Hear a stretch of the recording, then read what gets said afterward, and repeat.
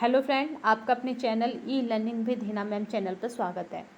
हम अगर देखें तो हम प्रैक्टिस सेट दूसरा लगाने जा रहे हैं। अगर प्रैक्टिस सेट दूसरे की बात करें तो उसमें हम जो कंपलसरी पार्ट था उसे पूरा कर चुके हैं, यानी हमने टॉप 50 क्वेश्चनों को देख लिया है जो कंपलसरी पार्ट में रखे गए हैं। अब हम बात करेंगे कि जो चॉइस वाले सब्जेक्ट रखा जा रहा है, यानी जो चॉइस सब्जेक्ट उसके 100 क्वेश्चनों की हम बात करेंगे तथा उन क्वेश्चनों को देखेंगे जो मोस्ट इम्पोर्टेंट है परीक्षा की दृष्टि से। तो ऐसे फ्रेंड्स, ऐसे दोस्त जिन्होंने अब तक चैनल को सब्सक्राइब नहीं किया है तो वो चैनल को सब्सक्राइब कर लें तथा बेल आइकन को ऑन कर लें, यानी प्रेस कर लें, जिससे कि उन्हें अगला नोटिफिकेशन सबसे पहले प्राप्त हो सके। तो चलिए हम वो 100 क्वेश्चनों को देखते हैं कौन से हैं। सामाजिक, अगर हम बात करें हमने सब्जेक्ट कौन सा लिया है जिसके हम 100 क्वेश्चनों को देखेंगे, तो वह है सामाजिक अध्ययन। सामाजिक अध्ययन की बात करें तो सामाजिक अध्ययन से पेपर देने वाले बच्चों को दो फायदा होंगे, क्योंकि सामाजिक अध्ययन जिन्होंने लिया है तो उनके जो कंपलसरी पार्ट है उसमें भी क्या होगा, बेनिफिट होगा, यानी उन्हें वहाँ पे भी लाभ होगा कंपलसरी पार्ट में। तो जो सामाजिक अध्ययन जो भी कंपलसरी पार्ट वाले विद्यार्थी हैं वो भी सामाजिक अध्ययन की वीडियो देख सकते हैं, क्योंकि उन्हें भी सामाजिक अध्ययन की वीडियो से लाभ होगा, क्योंकि कंपलसरी पार्ट में सामाजिक अध्ययन आना ही आना कंपलसरी है। तो चलिए स्टार्ट करते हैं हम अपने क्वेश्चनों को और देखते हैं, क्योंकि परीक्षा की दृष्टि से देखते हुए हमने बहुत महत्वपूर्ण क्वेश्चनों को लिया है। अब तक हम 50 पूरे कर चुके हैं जो कंपलसरी पार्ट थे। अब हम बात करते हैं सामाजिक अध्ययन की। सामाजिक अध्ययन में हो सकता है मेरिट अधिक जाए, या सामाजिक अध्ययन यानी आपका सोशल स्टडी जो है वो क्या है कि ऐसे विद्यार्थी भी लेते हैं जो कॉमर्स के होते हैं या जिनका सब्जेक्ट ग्रुप नहीं बन पाता। तो अगर बात करें कि सिलेबस इसका लेंदी है, हाँ सिलेबस लेंदी है, ये हकीकत है। हिंदी, संस्कृत और जो लैंग्वेज वाली तीनों सिलेबस है वो बहुत छोटे हैं इसके मुकाबले, मगर हमें क्या करना है कि उन सिलेबसों पे ना जाकर हमें अपने सब्जेक्ट की चॉइस को ध्यान में रखते हुए काम करना है। तो चलिए हम स्टार्ट करते हैं अपने क्वेश्चनों को और देखते हैं कि हमें क्या करना है।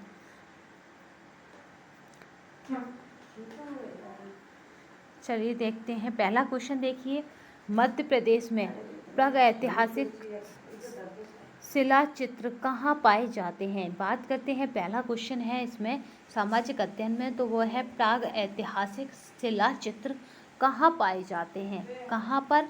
वो है मध्य प्रदेश में। तो देख लेते हैं, वो है आपका भीम बेटिका।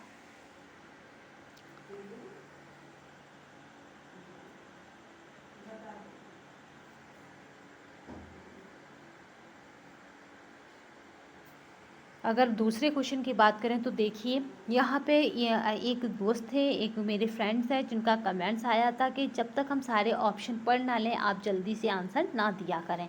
तो मैं इसलिए देती हूँ जिससे वीडियो आपका लंबा ना हो, इसलिए मैं जल्दी आंसर देती हूँ।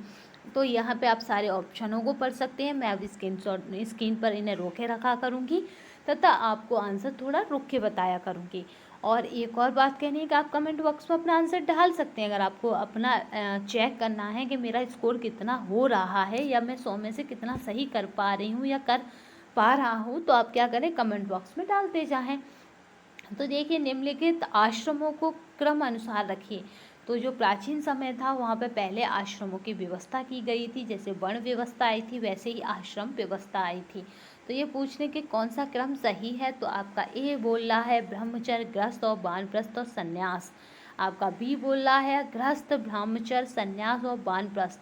आपका सी बोल रहा है ब्रह्मचर्य, संन्यास, गृहस्थ, वानप्रस्थ। आपका डी बोल रहा है संन्यास, वानप्रस्थ, गृहस्थ और ब्रह्मचर्य। तो जो क्रम था वो ये था कि सबसे बच्चे को क्या कराया जाता था, ब्रह्मचर्य का पालन कराया जाता था। ब्रह्मचर्य के पालन के बाद उसे जो कराया जाता था वो था गृहस्थ जीवन में पहुंचना, क्योंकि ब्रह्मचर्य की अवधि क्या थी, 25 वर्ष तक। 25 वर्ष से 50 वर्ष तक क्या थी, ये थी गृहस्थ जीवन में रहना।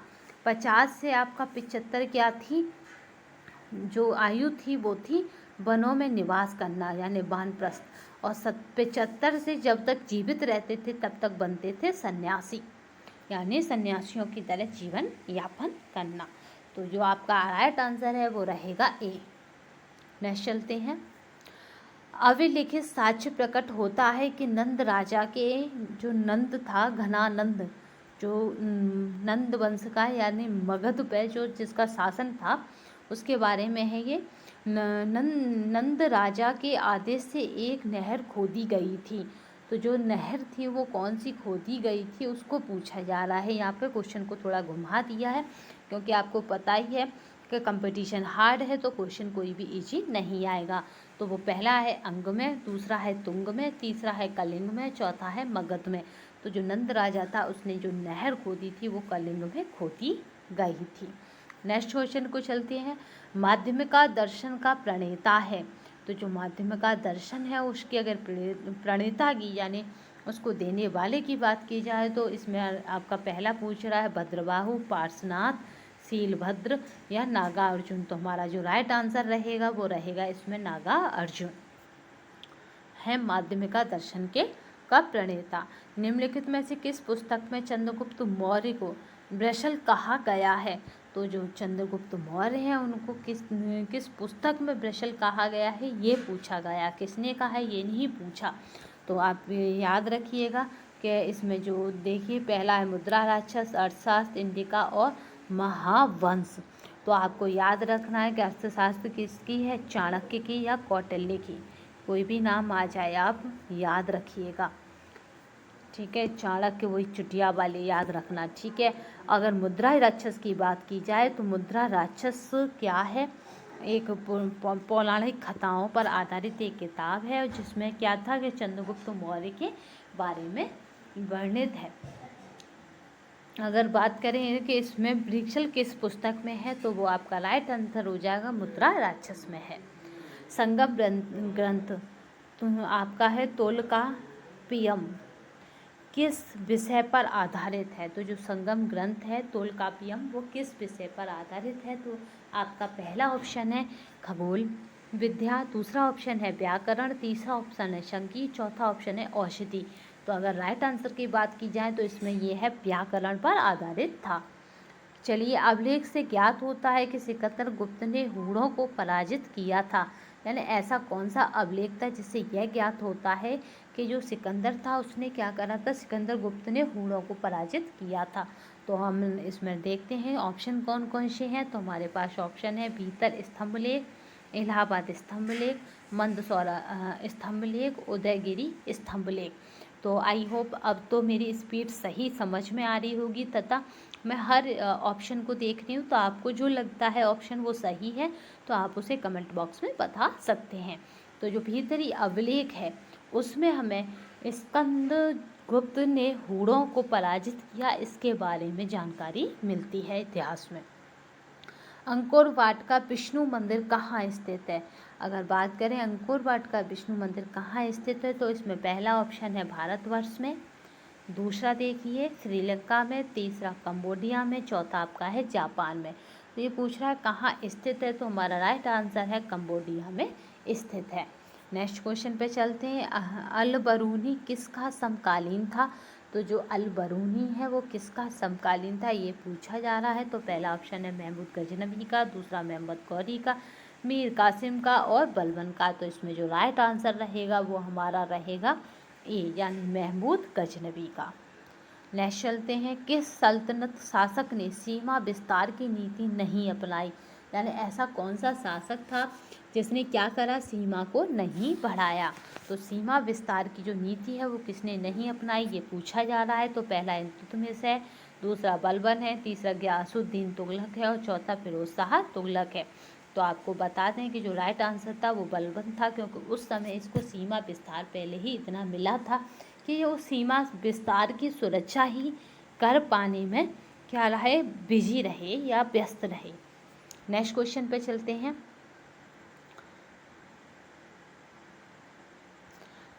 याद रखना कि इसमें स्पीड का भी ध्यान रखा जा रहा है तथा आप कमेंट बॉक्स में बता सकते हैं कि आपको कौन सा आंसर सही लग रहा है या कौन सा आंसर आप देना चाहते हैं।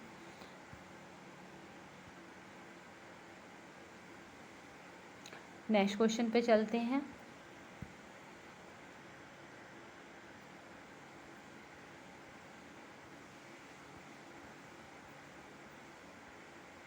सारे ही क्वेश्चन इसमें इम्पोर्टेंट लिए गए हैं तो आप घबराएं नहीं, तसल्ली से और बता सकते हैं कमेंट बॉक्स में कि इस वाली वीडियो में और आपको किस तरह से इन क्वेश्चनों को पढ़ना है।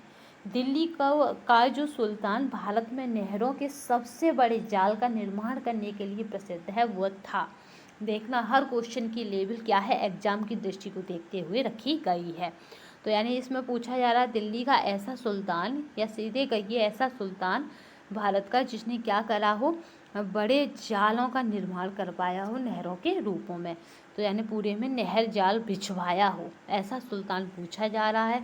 तो आपका पहला आंसर है इसमें इल्तुतमिश, पहला ऑप्शन। दूसरा गयासुद्दीन तुगलक, तीसरा फिरोज शाह तुगलक, चौथा आपका सिकंदर लोदी। बात करें आपकी कि ये फिरोज शाह तुगलक ने क्या करा था, याद रखना फिरोज शाह ने फिरोजाबाद का निर्माण करवाया तथा जूना खां ने जौनपुर का भी निर्माण करवाया जूना खां की याद में या जूना खां के नाम पर। अब इसमें बताइए, इसमें राइट आंसर जो रहेगा वो रहेगा हमारा, आपका जो राइट आंसर रहेगा वो रहेगा फिरोज शाह तुगलक। इसने ही पूरे जहां में क्या करा था कि नहरों के सबसे बड़े जाल का निर्माण करवाया था, दिल्ली का जो सुल्तान बना था।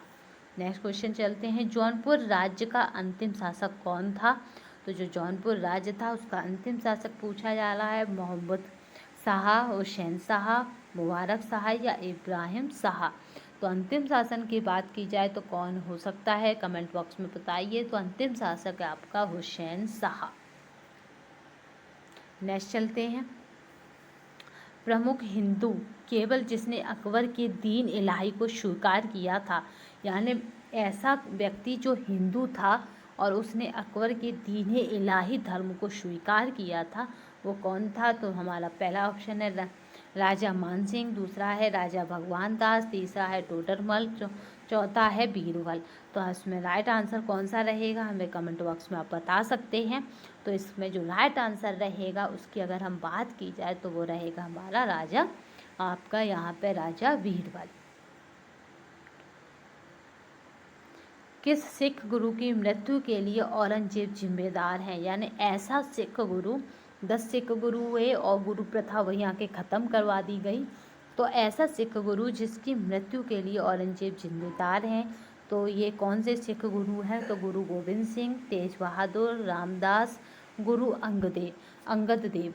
हम ऐसा करेंगे, जो 10 गुरु हैं उनकी एक शॉर्ट ट्रिक से याद करने की एक ट्रिक ला के उसे हम वीडियो के माध्यम से आप तक पहुंचा देंगे और उसका टाइटल भी यही रखा जाएगा, गुरु पीढ़ी या फिर कुछ ऐसे करके, जिससे कि आपको वो याद रहे। तो यहाँ पे किस सिख गुरु की मृत्यु के लिए औरंगजेब जिम्मेदार है, तो आपको राइट आंसर जो है वो बताना है। तो आप कमेंट बॉक्स में बता सकते हैं, वह गुरु तेज बहादुर। चलिए, प्रसिद्ध संत शेख सलीम चिश्ती रहते थे।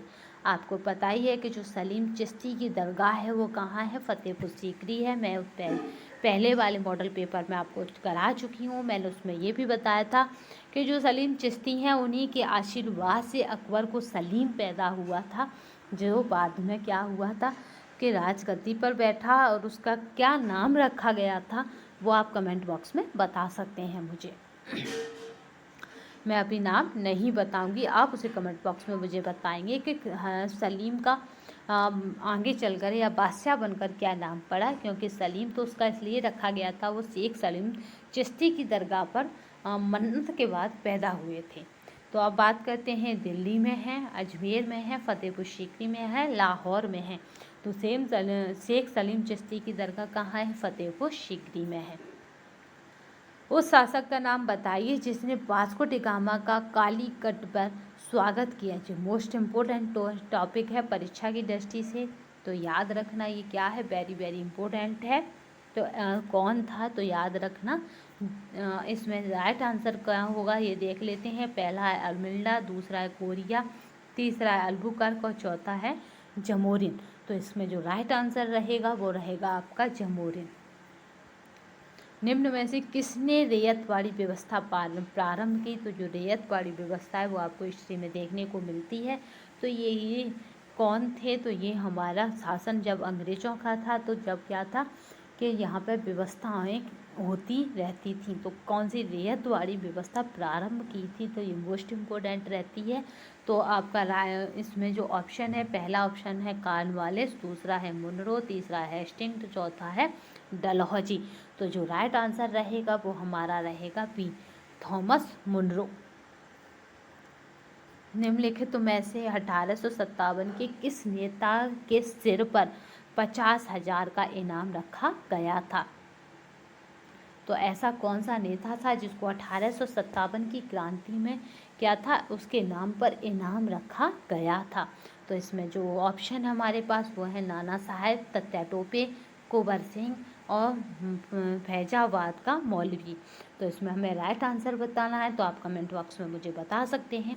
तो वो है फैजाबाद का मौलवी। इसके नाम पर 50,000 का क्या रखा था, सरकार ने नाम रखा था, क्योंकि ये क्या कर रहा था, जो सामान्य लोग थे, यानी जो मतलब लोगों के बीच जो पॉपुलर था और क्या कर रहा था, उनमें क्रांति के भाव पैदा कर रहा था। यानी अंग्रेज़ों को बाहर निकालने के लिए, अंग्रेज़ों को भारत से खरीदने के लिए, उन्हें खरीदने मतलब भारत से बाहर करने के लिए उन्हें क्या कर रहा था, उत्साहित कर रहा था, उकसा रहा था भारतीयों को। जनजातीय लोगों के संबंध में आदिवासी शब्द का प्रयोग किया था। तो जो आदिवासी शब्द है वो किसने दिया, ऐसे समझिए इसे।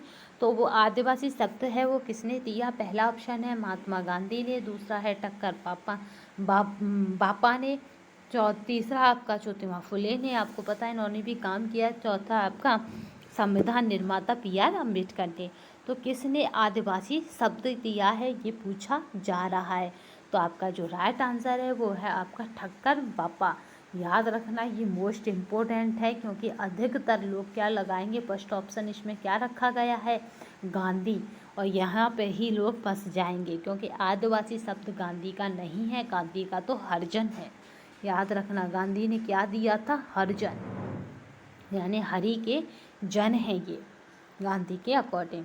चलिए, INA मुकदमा किसके काल में चलाया गया? INA मुकदमा अगर उसका काल पूछा जाए तो किसके काल में चलाया गया? तो यहाँ पे आपको ऑप्शन देखने को मिल रहे हैं, बेवले, माउंटबेटन, कैनिंग और उपयुक्त में से कोई नहीं। तो अगर हम बात करें कि किसके काल में चलाया गया, तो वो था बेवेल, लॉर्ड बेवेल के काल में चलाया गया। रेगुलेटिंग एक्ट 1773 के अंतर्गत कलकत्ता में स्थापित सुप्रीम कोर्ट का प्रथम मुख्य न्यायाधीश कौन था? यानी आपको पता ही है कि कलकत्ता में क्या हुआ, तो सुप्रीम कोर्ट स्थापित हुआ, तो उस समय उसका मुख्य न्यायाधीश कौन था, ये पूछा जा रहा है आपसे क्वेश्चन। तो आपको याद रखना है उस समय कौन था। तो यहाँ पे अगर ऑप्शनों की बात करें तो पहला ऑप्शन है आपका विलियम पिंट, दूसरा ऑप्शन आपका हेनरी बेसीटार्ड, तीसरा एलिजा हिम्पे, चौथा है आपका जॉब चरनाक। तो इसमें जो राइट आंसर रहेगा वो पूछा जा रहा है आपसे, तो वो है एलिजा हिम्पे, याद रखिएगा। नेक्स्ट चलते हैं, हमें क्या करना है, कौन सा अखबार कौन सी भाषा में आता है, ये हमें सुमेलित करके नई कूट के अंदर रखना है। तो हमारा जो रहेगा इसमें आंसर वो हमें पता करना है। तो इसमें क्या रहेगा, याद रखना, यानी भारत मित्र, अगर कोई भारत का मित्र है तो वो कौन सी भाषा पढ़ेगा, हिंदी, याद रखिएगा। इस तरह मतलब एक ट्रिक कराई जा रही है जिससे आपको याद हो जाए कि कौन से पत्र में कौन सी भाषा थी। तो जो हमारा जो है आपका यहाँ पे देखिए, ए का 3 किसके अंदर है, तो ए का 3 किसके अंदर है, सी के अंदर है, क्योंकि यहाँ पे उल्टा घुमा दिया गया है। भारत मित्र किसका है, हिंदी का है, यानी हिंदी का अखबार है भारत मित्र। अगर दूसरे अखबार की जाए तो राष्ट्रमत, जो राष्ट्रमत है वो किसका है, वो मराठी भाषा का था, क्योंकि तब मराठी वालों की भी बोलबाली यानी खूब बोलबाला था। तीसरे अखबार की बात की जाए प्रजा मित्र, तो वो हमारा कौन सा था, तो वो हमारा था गुजराती। अगर नायक की बात की जाए तो नायक हमारा जो था वो था हमारा बंगाली। तो इस तरह से हमारी जो पत्र हो गए और उनकी भाषाएं हो गई। चलिए नेक्स्ट क्वेश्चन देख लेते हैं। भारत की संविधान निर्मात्री सभा के अध्यक्ष कौन है? ये मोस्ट इम्पोर्टेंट है, क्योंकि यहाँ पे क्या होगा कि जो भारत की संविधान निर्मात्री सभा का अध्यक्ष पूछा जा रहा है, तो यहाँ पे आधे से ज़्यादा यानी हम में से ऐसे कैंडिडेट जिन्हें नहीं पता होगा वो BR अम्बेडकर को लगा आएंगे। जबकि ये क्या है, प्रारूप समिति के अध्यक्ष पूछे जाए तब कौन होगा, BR अम्बेडकर होगा। जबकि संविधान निर्मात्री सभा के अध्यक्ष की बात की जाए तो हमारे जो होंगे वो हैं हमारे राजेंद्र प्रसाद। अगर सूची फर्स्ट और सूची सेकंड को हम देख लेते हैं और सूची फर्स्ट में से सेकंड का हमें मिलान करना है, तो आपको बता दें अनुच्छेद 46 बहुत मोस्ट इम्पोर्टेंट है, क्योंकि अभी पंचायती चुनाव होकर गए हैं। तो यहाँ पे हमें कूट मिलानी है तथा कूट के साथ हमें यहाँ पे भी अपना देखना है। तो हमारा क्वेश्चन नंबर है आपका, इसमें कूट हमें मिलानी है। तो हम पहली कूट मिला लेते हैं, जो हमें आता है उससे हम अपनी पहली कूट मिलाते हैं। तो जो हमारा रहेगा इसमें आंसर उसे देखते हैं। आप पहली कूट देखिए कि किस में क्या रहेगा। तो यहाँ पे जो रहेगा हमारा आंसर देखिए आपका ये रहा, गांव पंचायती गठन यानी अनुच्छेद 40 का ए का वन होता है। आप इस तरह से देख सकते हैं, यानी आप खुद से कमेंट बॉक्स में बता सकते हैं। मैं बहुत स्लो इन्हें करा रही हूँ। अनुच्छेद 41 क्या है, अनुच्छेद 44 क्या है, अनुच्छेद 48 क्या है। तो यहाँ पे 1 हो गया, 2, 3 और 4, यानी ये ऐसे ही सेम इसी फॉर्मेट में रहेंगे। तो यानी ये बिल्कुल सही है इसी फॉर्मेट में। तो राइट आंसर जो रहेगा वो हमारा ए रहेगा, क्योंकि आपका अनुच्छेद 48 क्या है, कृषि तथा पशु व्यवस्था है। आपका 44 क्या कहता है, समान नागरिक संहिता। यहाँ याद रखना आर्टिकल 44 गोवा में लागू है, बस याद रखना कि गोवा में ही लागू है। ऐसा भारत का राज्य जहाँ आर्टिकल 44 राज्य लागू है, ऐसा प्रदेश तो वो है हमारा गोवा, जहाँ पे समान नागरिक संहिता लागू है। अनुच्छेद 41 की बात की जाए तो काम करने का अधिकार है, यानी हर कोई काम कर सकता है, उसे काम से नहीं रोका जा सकता। नेक्स्ट चलते हैं, संविधान का कौन सा अनुच्छेद संसद को नागरिकता के अधिकार को नियमित करने की शक्ति प्रदान करता है। जो संसद है उसका नागरिकता का जो अधिकार है वो नियमित हो सके उसकी शक्ति प्रदान करता है, तो वो हमारा अनुच्छेद 11वां, यानी इसका जो राइट आंसर रहेगा वो रहेगा डी। नेक्स्ट क्वेश्चन पे चलते हैं, निम्नलिखित में से किसकी संस्तुति पर यानी किसकी सिफारिश इस तरह कर लीजिए से भारतीय संविधान में मूल कर्तव्य शामिल किया गया। तो आपको यहाँ पे देखना है, 4 ऑप्शन है। बलवंत राय मेहता समिति, ये किससे जोड़ी है, त्रिस्तरीय पंचायती गठन से है। आयंगर समिति, स्वर्ण सिंह समिति और ठक्कर समिति। ठक्कर समिति अभी हम पढ़ चुके हैं, ठक्कर बापा। तो आपको बस यहाँ पे बताना है कि कौन सी समिति है जिसने क्या करा है, मूल कर्तव्यों को संविधान में शामिल किया है। तो जो हमारा राइट आंसर रहेगा वो आप कमेंट बॉक्स में बता सकते हैं, इसमें रहेगा सी, स्वर्ण सिंह समिति। नेक्स्ट चलते हैं, निम्नलिखित में से नेक्स्ट क्वेश्चन की तरफ चलते हैं, निम्नलिखित में से किसने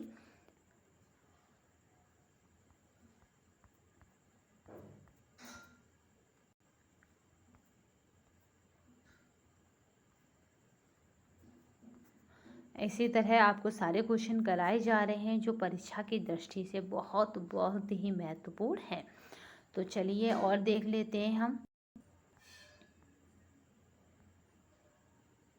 ये वाला कॉलम रह गया है, ये काफ़ी इम्पोर्टेंट है तो हम इसे छोड़ भी नहीं सकते।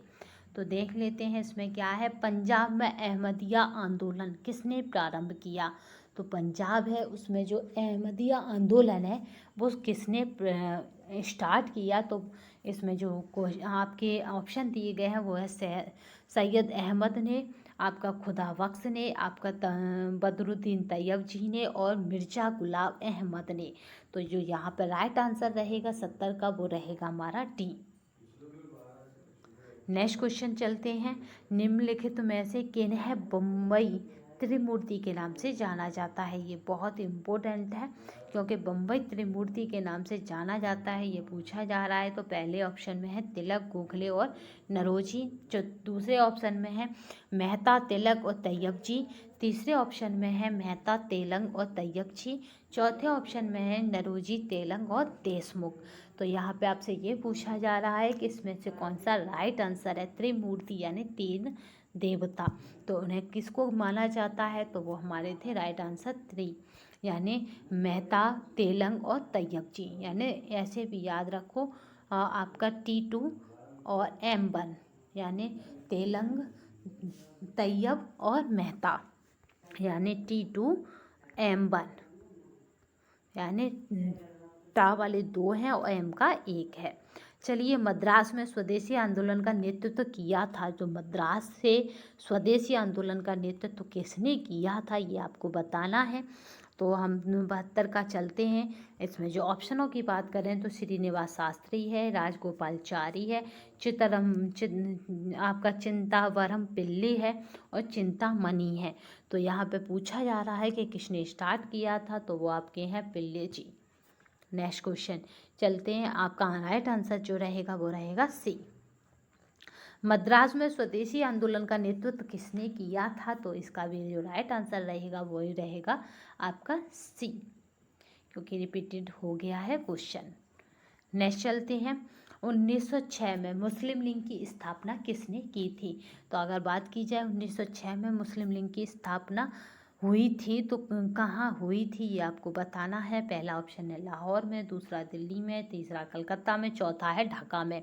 तो जो मुस्लिम लीग की स्थापना है वो कहाँ पे हुई थी, तो आपकी जो राइट आंसर है वो है ढाका। और ढाका किसकी राजधानी है, वो है बांग्लादेश की। बांग्लादेश की अगर मुद्रा की बात की जाए तो वो है टका। और अभी शेख हसीना जुल्फों वाली वहाँ की कौन है, आपको कमेंट बॉक्स में बता देना है। नेक्स्ट क्वेश्चन पे चलते हैं। महात्मा गांधी ने अहमदाबाद के निकट साबरमती के किनारे एक आश्रम बनाया था, इसे डॉट डॉट कहा जाता है। को हर क्वेश्चन की लेवल यानी हर क्वेश्चन का जो स्तर रखा जा रहा है वो आपका जूनियर सुपर टेट को देखकर रखा जा रहा है। आप हर क्वेश्चन की स्तर की खुद ही पता कर सकते हैं कि किस तरह के क्वेश्चन इसमें रखे गए हैं। तो ये देखिए, पूछना है साबरमती का आश्रम का दूसरा नाम क्या है, या फिर साबरमती आश्रम को और क्या कहते हैं, तो उन्होंने किस तरह घुमाया है क्वेश्चन को। क्वेश्चन से आप समझ पा रहे होंगे। तो आप बताइए, साबरमती आश्रम, हरिजन आश्रम, सत्याग्रह आश्रम, स्वराज आश्रम। तो आपको यहाँ पे 75 का आंसर बताना है, वो है सत्याग्रह आश्रम। इसे सत्याग्रह आश्रम भी कहा जाता था साबरमती आश्रम को। निम्नलिखित में से किसने असहयोग आंदोलन के दौरान विदेशी कपड़ों को जलाया जाना एक निष्ठुर बर्बादी बताया था, क्योंकि भारतवासियों ने जब अंग्रेज़ों से गुस्सा हुए तो उन्हें विदेशी कपड़े, उन विदेशी चीज़ों का बहिष्कार किया, विदेशी पदों को छोड़ा और अब क्या हुआ था, सरहिंद जैसी जो इन्हें उपाधियां मिलती थी उन्हें त्यागा। तो ये कब हुआ, किसने इसको इस तरह की बर्बादी बताया, तो वो थे रविंद्रनाथ टैगोर। आपका जो राइट आंसर है वो रहेगा रविंद्रनाथ टैगोर। नेक्स्ट चलते हैं। आपको इनमें से बताना है तो आप कमेंट बॉक्स में बता सकते हैं। आंसर है आपके आगे मोहम्मद अली, लॉर्ड रीडिंग, आपका मोतीलाल नेहरू, मगर जो राइट आंसर है वो है इसमें रविंद्रनाथ टैगोर। नेक्स्ट पे चलते हैं। निम्नलिखित में से कौन भारतीय राष्ट्रीय कांग्रेस का अध्यक्ष था जब पूर्ण स्वराज प्रस्ताव पारित हुआ था, यानी भारतीय राष्ट्रीय कांग्रेस का उस समय अध्यक्ष कौन था जब पूर्ण स्वराज्य प्रस्ताव पारित हुआ था। तो हमें यहाँ पे देखना है कि पूर्ण स्वराज्य कब पारित हुआ था, उस समय अध्यक्ष कौन था, ये पूछा जा रहा है। मैंने क्या कहा, हर क्वेश्चन को यहाँ पे केवल और केवल घुमाया गया है जिससे कि उसका लेवल टफ हो जाए। और एग्ज़ाम टाइम में होता क्या है कि हर कोई पढ़कर जाता है, हर कोई तैयारी के साथ जाता है, मगर इस तरह के घूमे हुए क्वेश्चन क्या करते हैं, उसका माइंड ब्रॉस कर देते हैं, यानी उसकी समझ में कुछ नहीं आता है, वो एकदम ब्लैंक हो जाता है, कुछ भी दिखाई नहीं देता है उसे, और वो क्या करता है, उल्टे सीधे आंसर लगा आता है, उसे लगता है कि पेपर बहुत टफ आया है। तो यहाँ पे आपको ऑप्शन दिए जा रहे हैं, दादा भाई नौरोजी, जवाहरलाल नेहरू, लाला लाजपत राय और सुरेंद्र नाथ बनर्जी। पूर्ण स्वराज्य आपको पता ही है कि कांग्रेस ने ही रखा था। स्वराज्य को पूर्ण स्वराज्य में बदल दिया था किसने? जवाहरलाल नेहरू के अधिवेशन ने, याद रखना। जिसकी अध्यक्षता जवाहरलाल नेहरू ने की थी, उस अधिवेशन में क्या हुआ था? इसे पूर्ण स्वराज्य में बदल दिया था। नेक्स्ट चलते हैं, निम्नलिखित में से किस अधिवेशन में कांग्रेस ने पहली बार भारतीय रियासतों के प्रति अपनी नीति घोषित की? ऐसा करेंगे, एक वीडियो हम पूरी अधिवेशनों को लेकर डालेंगे, क्योंकि परीक्षा की दृष्टि से कांग्रेस के जितने भी अधिवेशन हुए हैं वो बहुत मोस्ट इम्पोर्टेंट लग रहे हैं। और इम्पोर्टेंट इसलिए लग रहे हैं क्योंकि सामाजिक अध्ययन के कोई भी आप पेपर उठा के देख लो, अगर उसमें अधिवेशन का क्वेश्चन आपको ना मिले तो ऐसा हो नहीं सकता। तो कांग्रेस के अब तक जितने भी अधिवेशन हुए हम उन सबकी एक वीडियो के माध्यम से देख लेंगे। निम्नलिखित में से किस अधिवेशन में कांग्रेस ने पहली बार भारतीय रियासतों के प्रति अपनी नीति घोषित की? आप इस चैनल से जाइएगा नहीं, इस चैनल से जुड़े रहिएगा, क्योंकि सुपर टेट का पूरा मैटर आपको इस चैनल पर देने की कोशिश की जाएगी, चाहे वो टेलीग्राम के माध्यम से, चाहे वीडियो के माध्यम से, मगर इस चैनल पर ही आपको सुपर टेट का पूरा मैटर मिलेगा, चाहे वो फर्स्ट पेपर हो, चाहे वो आपका सोशल स्टडी सेकंड पेपर हो। आपको फर्स्ट पेपर की रीजनिंग से लेके आपको करंट तक भी कराने की यहाँ कोशिश की जाएगी। तो आप देखिए यहाँ पे अधिवेशन में कांग्रेस ने पहली बार भारतीय रियासतों के प्रति अपनी नीति घोषित की, क्योंकि हम करंट को काफ़ी लंबे टाइम से पेपर अप्रैल 18 में होना था, 18 तारीख को अप्रैल की को, तो कैंसिल हुआ। तो हमें करंट का भी बहुत बड़ा स्कोर लेकर चलना है, क्योंकि करंट ही क्या करेगा, फर्स्ट पेपर में हमारी मार्किंग बढ़वाएगा, यानी स्कोर अच्छे करवाएगा। क्योंकि फर्स्ट पेपर कंपलसरी है, तो कंपलसरी है तो पुराना जीएस तो सबको पता होता है, मात कहाँ खाते हैं? नए करंट में। तो आपका करंट अच्छा हो जाए, इसके लिए हम क्या करेंगे, करंट की भी कुछ वीडियो डाल दी जाएगी। तो आप इस चैनल पर जुड़े रहिएगा तथा इस चैनल को सब्सक्राइब कर लीजिएगा। और अगर आप जूनियर टेट की तैयारी कर रहे हैं तो ये आपके लिए चैनल बहुत बहुत मददफुल होगा, आप खुद देख पाएंगे। चलिए देखते हैं, अधिवेशन में कांग्रेस ने पहली बार भारतीय रियासतों के प्रति अपनी नीति घोषित की। तो कौन सा अधिवेशन था जिसमें कांग्रेस ने पहली बार क्या करा, भारतीय रियासतों के प्रति अपनी नीति घोषित की? तो वो हमारा अधिवेशन पूछा जा रहा है इसमें, तो हमें बताना है कौन सा अधिवेशन है। तो पहला है इसमें नागपुर अधिवेशन, दूसरा है गया अधिवेशन, तीसरा है कलकत्ता अधिवेशन, चौथा है लखनऊ अधिवेशन। तो हमें बताना है कौन सा अधिवेशन है, तो वह है नागपुर अधिवेशन। नेक्स्ट क्वेश्चन पे चलते हैं और देखते हैं, क्योंकि इस साइड हम कर चुके थे, हमने उस टाइम देखा नहीं कि हम एक स्टेप आगे बढ़ गए थे। निम्नलिखित में से किसकी संस्तुति पर ये हम कर रहे थे, पर भारतीय संविधान में मूल कर्तव्य शामिल किए गए? तो यानी किसने कहा मूल कर्तव्यों को संविधान में शामिल करने के लिए? तो इसमें पहला ऑप्शन है बलवंत राय मेहता, जो है नहीं, क्योंकि उन्होंने क्या दिया, त्रिस्तरीय पंचायती चुनाव या पंचायती व्यवस्था का विवरण दिया है। आयंकर समिति, ये आपकी बैंकिंग वगैरह से है। स्वर्ण सिंह समिति, आपकी ढक्कर समिति, जो आपने अभी ढक्कर पापा पढ़े थे। तो आपकी यहाँ पे जो राइट आंसर रहेगा 85 का, वो रहेगा हमारा सी, यानी स्वर्ण सिंह समिति। नेक्स्ट चलते हैं, निम्नलिखित में से किसने विनिर्धारित होता है कि भारत का संविधान परसंघीय है? तो आपको बता दें कि पिछली बार भी अभी पूछा गया था पहले वाले मॉडल पेपर में कि भारत का संविधान कैसा है, तो मैंने उसमें कराया था। तो ये संघीय और क्या है, बड़ा संविधान है, से याद रखना। तो यहाँ पे देखिए क्या है, तो यहाँ पे पूछ रहा है, तो आप ऑप्शन देखिए, संविधान लिखित और अनम्य है, न्यायपालिका स्वतंत्र है, अवशिष्ट शक्तियाँ केंद्र में निहित हैं, केंद्र और राज्यों के बीच शक्तियों का विवरण है। तो आपको पता ही है कि इसका जो राइट आंसर है वो रहेगा डी, यानी केंद्र और राज्यों के बीच शक्तियों का विवरण है। आपको पता है कि हमारे पास क्या है, अनुच्छेद 7 में क्या है कि कुछ विषयों पर निर्धारण राज्य करता है, कुछ पर केंद्र करता है। कुछ ऐसे विषय हैं जिन पर राज्य और केंद्र दोनों करता है, तो आपको एक विषय जरूर याद रख लेना है, वो है शिक्षा। शिक्षा पर राज्य और केंद्र दोनों क्या करते हैं, अपने सुझाव, अपनी राय रख सकते हैं। तो जो टेट वाला मैटर है उसमें भी यही हुआ है कि राज्य ने मांग की कि उसे आजीवन कर दिया जाए, तो केंद्र में भी उसे स्वीकार गया और इस तरह सीटेट को भी आजीवन कर दिया गया। तो ये क्या है, शिक्षा कैसा है, तो ये समवर्ती विषय है, याद रखना, क्योंकि ना ही उस पर राज्य का अधिकार है ना ही उस पर केंद्र का, दोनों का अधिकार, इसलिए वो समवर्ती विषय में आता है। नेक्स्ट चलते हैं, भारतीय संविधान के निम्नलिखित में से किस अनुच्छेद का व्यवहार में क्रियान्वयन कभी नहीं हुआ। यानी ऐसा अनुच्छेद पूछ रहा है जिसका क्या है, क्रियान्वयन कभी नहीं हुआ। तो हमें इसमें बताना है कौन सा आंसर है जिसका भारत में क्या हुआ, क्रियान्वयन नहीं हुआ है। तो इसमें हम देखते हैं ऑप्शन कौन कौन से हैं, आपको याद रखना है। 356 बहुत फेमस है, ये सब क्या है, राष्ट्रपति के अधिकार हैं। अनुच्छेद 360, अनुच्छेद 352 ये क्या है, आपात की स्थिति में लगने वाले अधिकार हैं। तो आपको याद रखना है कि भारत में कौन से अनुच्छेद का उपयोग नहीं हुआ है अब तक, तो वो है 360, यानी आपकी आर्थिक संकट। नेक्स्ट चलते हैं, कोई विधेयक धन विधेयक है या नहीं, इसका विनिश्चय निम्न में से कौन करता है। यानी कौन बताता है कि कोई विधेयक धन विधेयक है, इस तरह से रख सकते हैं।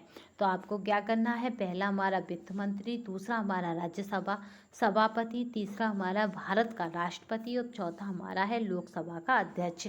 यानी कौन बताएगा कोई विधेयक क्या है, धन विधेयक है या नहीं, तो हमारा वो है हमारा लोकसभा का अध्यक्ष।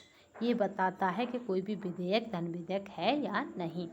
लोकसभा का विघटन कौन करता है, तो जो हमारी लोकसभा है उसका विघटन कौन करता है, तो यहाँ पे देखिए कि कौन कर सकता है। तो इसमें पहला आंसर है उच्चतम न्यायालय का मुख्य न्यायाधीश, दूसरा है प्रधानमंत्री, तीसरा है राष्ट्रपति, चौथा इनमें से कोई नहीं। तो हम देखते हैं यहाँ पे क्या है, राष्ट्रपति इसका राइट आंसर है। लोकसभा का विघटन कौन सा कर सकता है, वो राष्ट्रपति कर सकता है। राष्ट्रपति को कैसे हटाया जा सकता है, तो याद रखना, महाभियोग की प्रक्रिया चलाकर राष्ट्रपति को हटाया जा सकता है, और क्या हो 15+ क्या हो, उस महाभियोग की प्रक्रिया में क्या करते हैं, राष्ट्रपति के विपक्ष में चले जाएं, यानी उससे सहमत हो जाए महाभियोग प्रक्रिया से। नेक्स्ट क्वेश्चन को देखिए, लोकसभा की बैठक समाप्त की जा सकती है, तो जो लोकसभा है उसकी जो बैठक है वो समाप्त की जा सकती है स्थगन द्वारा। पहला देखिए, स्थगन द्वारा, सत्रावसान द्वारा, आपका विघटन द्वारा, उपयुक्त में से कोई नहीं। हम क्या करेंगे कि हर बार क्या होता है, संसद से रिलेटेड संसद की वाक्यों से रिलेटेड एक क्वेश्चन बनता है, जैसे शून्यकाल, मध्यकाल, तो इस पर भी हम एक वीडियो बना देंगे अगर आप कमेंट बॉक्स में कहेंगे कि आनी चाहिए। तो इसने पूछा है लोकसभा की बैठक समाप्त की जा सकती है, तो जो लोकसभा की बैठक है वो समाप्त उपरोक्त सभी के द्वारा समाप्त की जाती है, यानी विघटन द्वारा भी, सत्रावसान द्वारा भी, जैसे सत्र खत्म हो जाए, और स्थगन द्वारा भी, यानी तीनों के द्वारा समाप्त की जाती है। अधोलिखित में से किस अनुच्छेद के अंतर्गत राष्ट्रपति को प्रधानमंत्री की नियुक्ति का अधिकार दिया गया है, यानी कौन, इनमें जो लिखे हुए हैं अनुच्छेद उनमें से कौन सा अनुच्छेद है जो राष्ट्रपति को प्रधानमंत्री की नियुक्ति का अधिकार देता है, इस तरह से इसमें पूछा गया है। तो आपको याद रखना है कि अनुच्छेद आपका है 74, 75, 76 और 77। तो इसमें पूछा गया कि कौन सा अनुच्छेद है, तो वो अनुच्छेद है हमारा इसमें आपका बी, यानी अनुच्छेद 75। ऐसे याद रखना, अनुच्छेद 75 क्या है, राष्ट्रपति द्वारा प्रधानमंत्री नियुक्ति का अधिकार दिया गया है राष्ट्रपति को, तो वो किस में है, अनुच्छेद 75 में है।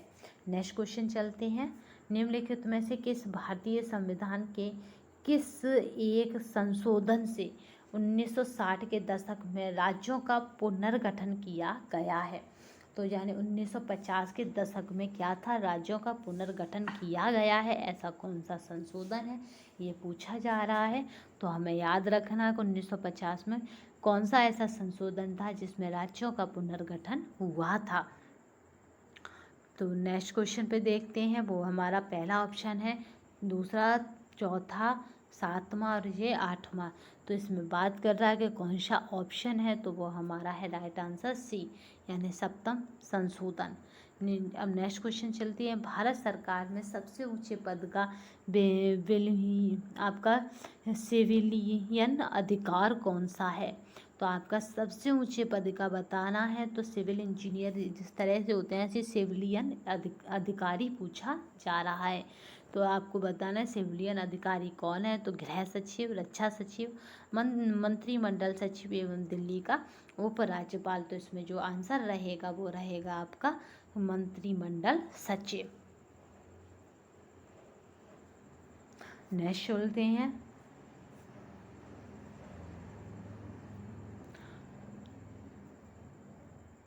भारतीय संविधान के अनुसार राज्यों को विधायिकाओं में सम्मिलित है। तो जो राज्य हैं उनकी जो विधायिका होती हैं उसमें क्या सम्मिलित है, ये पूछा जा रहा है। तो आपको याद रखना है कि क्या सम्मिलित है उसमें। तो हमें देखना है विधायिका में क्या होता है। तो आप क्वेश्चन को पढ़ ही पा रहे होंगे, उसके ऑप्शन को भी पढ़ पा रहे होंगे आई होप। तो देखिए, पहला है विधान परिषद एवं राज्यपाल, दूसरा है आपका विधानसभा एवं विधान परिषद, तीसरा है विधानसभा एवं राज्यपाल, और आपकी अगर बात करें चौथे की, तो वो चौथा है आपका राइट आंसर है राज्यपाल, विधानसभा एवं विधान परिषद, जहाँ इसका अस्तित्व है। यानी विधानसभा आपको हर जगह नहीं मिलती है, तो आपको जहाँ इनका अस्तित्व वहाँ ये सब चीज़ें होंगी। तो यहाँ पे जो राइट आंसर रहेगा वो रहेगा केवल डी। नेक्स्ट क्वेश्चन पे चलते हैं, सर्वोच्च न्यायालय की किसी घोषित निर्णय अथवा पहले दिए गए आदेश पर पुनर्विचार की शक्ति किस अनुच्छेद में दी गई है। यानी पहले घोषित कर दिया है निर्णय या फिर हमने क्या करा है, पुनर्विचार करा है, तो वो किस में दी गई है ये पूछा जा रहा है यहाँ पे। तो आपको याद रखना है कि किस में दी गई है, किस अनुच्छेद में दी गई है ये पूछा जा रहा है। तो ऑप्शनों को देख लीजिए, अनुच्छेद 126, अनुच्छेद 137, अनुच्छेद 138 और अनुच्छेद 139। तो आप यहाँ पे राइट आंसर बता सकते हैं कि किस में दी गई है। तो जो हमारा राइट आंसर रहेगा वो रहेगा बी, यानी 137। नेक्स्ट चलते हैं, उच्च न्यायालय के न्यायाधीशों के वेतन और भत्ते दिए जाते हैं। तो उच्च न्यायालय जो उसके वेतन और भत्ते दिए जाते हैं राज्य की समेकित निधि से, भारत की समेकित निधि से। उच्च न्यायाधीश के न्यायाधीशों के पूछ रहे हैं, ध्यान रखना। तो भारत की आकस्मिक निधि से, निधि यानी पैसे से, राज्य की आकस्मिक निधि से। तो यहाँ आकस्मिक ना होकर, क्योंकि उन्हें तो हर महीने वेतन मिलना ही है, तो राज्य की समेकित निधि से, यानी उसी राज्य के समेकित निधि से वेतन मिलता है। सही उत्तर का चयन कीजिए। सभी व्यक्ति पंचायती राज के सदस्य बन सकते हैं। वह व्यक्ति जो राज्य विधानसभा का सदस्य होने की योग्यता ना रखता हो, पंचायती राज का सदस्य बन सकता है। यानी इसमें और कुछ कथन दिए गए, उन्हें बताते हुए आपको सही चुनना है।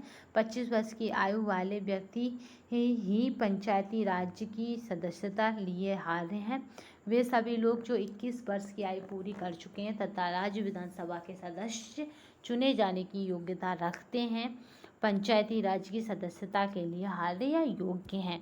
तो यहाँ पे जो राइट आंसर रहेगा वो हमारा जो पूछा जा रहा है वो रहेगा हमारा 97 का डी। क्योंकि हम वोटिंग की आयु क्या रखी गई है, वह 21 वर्ष है।